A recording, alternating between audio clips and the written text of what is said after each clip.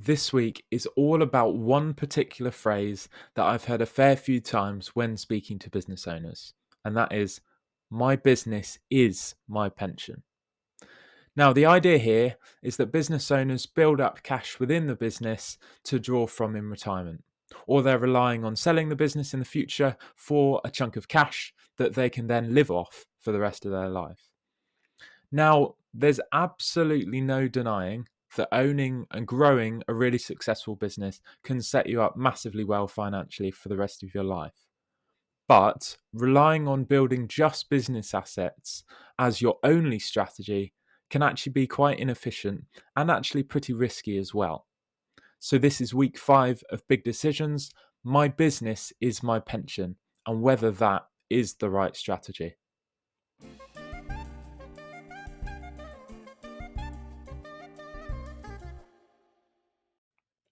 Before we go any further, please take a moment to read these risk warnings. I'll put them below as well, so please scroll down or pause to read through them. Right, let's crack on with the video. Now, there are 3 types of businesses: businesses that are not planning to sell in the future, businesses that are planning to sell, and businesses that don't really have a plan at all.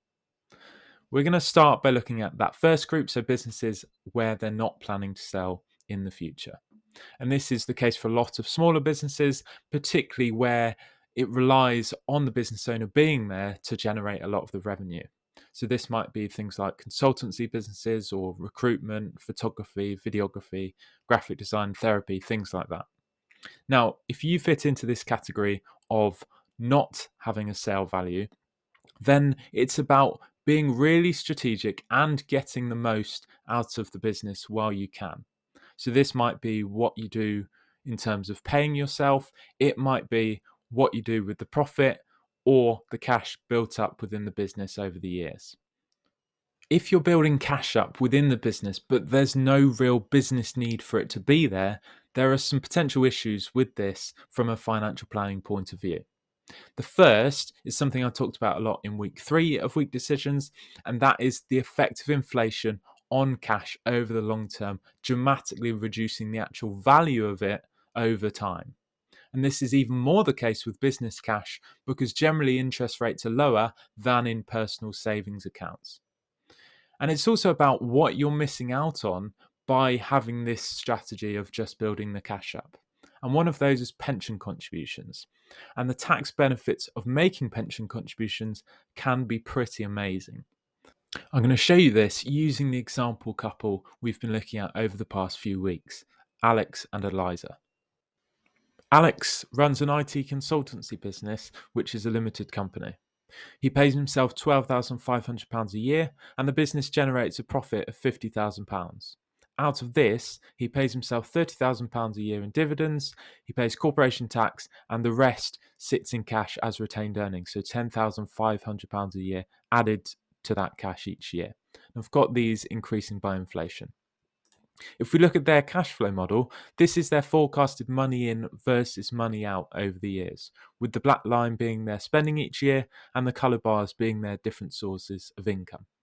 This yellow bar is an annual withdrawal from that business cash each year until it runs out in the early 80s.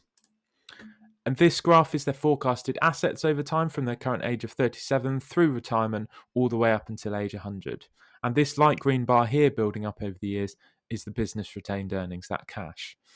And it depletes, as you can see, as they draw down from it in retirement. With this strategy, the forecasted savings at retirement is just under £900,000.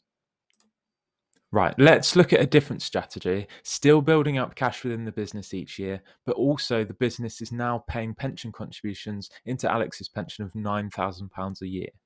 This makes the profit £41,000, and we're still paying the dividends, and everything else is the same. But they're paying less in corporation tax, and the retained earnings, the cash building up each year, £3,210 a year. If we look at the cash flow model, it looks dramatically different.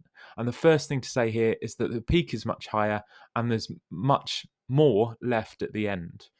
The retained earnings, this light green, there's less, it lasts for less time in retirement, but this dark blue pension just wasn't there before.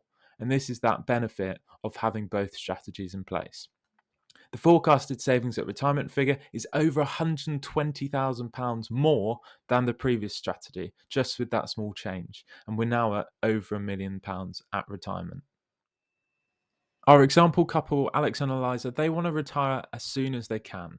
So let's see if this strategy change can move that target retirement age forward another 2 years to 62. And remember, in week 1, we were up at 66. And this is the cash flow model. So this shows that the answer is yes, based on that strategy change, having a business and a pension does allow them to do that. And you might be thinking, well, that massive change in the forecast is just down to the increased growth you might get within a pension. And that's the assumption that we've used. And that's partly the case, but it's also just down to the tax treatment. Right, I've quickly adjusted the return assumption of the pension just to show what would happen if the pension had the same return as the cash held within the business before with this new strategy. And the forecast is 942,000, so well over £40,000 different with no assumed extra return, just from the better tax treatment. It's pretty incredible. Now, let's talk about the second group of people I mentioned earlier, people with businesses that are planning to sell. And the first thing to say here is that unfortunately, a lot of these either won't sell or they'll sell for less value than they expected initially. Various reasons for this, but one is just how quickly market conditions and business in general changes. There are so many businesses 10 years ago that had a big sale value that now would be almost worthless. And sometimes founders give away equity to fund the growth of their business, and this reduces their slice at the end when they do sell. Now, if this is the case and the owner doesn't really have a backup plan, it's going to be a case of living off the assets that they've got. And that might even just be a case of living off the state pension and maybe regretting putting all the eggs in that one basket. It's also quite hard to plan for your future if you're relying on a completely unknown future sale value. And there are so many things that can affect this, including stuff completely outside of your control, like what happened in the autumn budget, where the actual proceeds a lot of business owners will get now are less than they would have been, say, last tax year. So having multiple avenues to fund your future completely takes the pressure off that exit, that sale. If you can build up a decent pension pot alongside growing the business, the sale proceeds can become a bonus for you. And then you have a lot more choice over when you sell and how much you sell for, which can make the whole process a lot less stressful and actually sometimes give you a better outcome. Of course, the value of a pension fluctuates as well. It's not set in stone, but they adapt to the changing market conditions. And instead of relying on one, maybe small business, you're relying on thousands of highly successful companies around the world and governments as well. So if you're someone who's looking to sell your business in the future, pensions as a strategy are not something to dismiss either. Now, we've talked about people planning to sell and we've talked about people that are not planning to sell, but we haven't talked yet about the third group where they're either not sure or they don't really have a plan moving forward. Now, if that's you, that's probably the first thing to try and figure out because it's going to affect a lot of your decision making moving forward. If you know what you're working towards, you know what your priorities are, and then you can build strategies around those. And if you're not sure where to start, one of the best bits of advice I was given was start with the end in mind. And in the meantime, while you're figuring that out, having a plan to both grow the business and grow your life savings probably makes sense. Now, I've talked a lot about pensions in this video, and they're not as scary or boring as people think. I want to be clear, though, that my business has no financial connection to any pension companies that I recommend to clients. I'm paid by individuals, couples, and families that want to improve their financial setup and create strategies to set them up well in the future. And if a pension helps with that, happy days.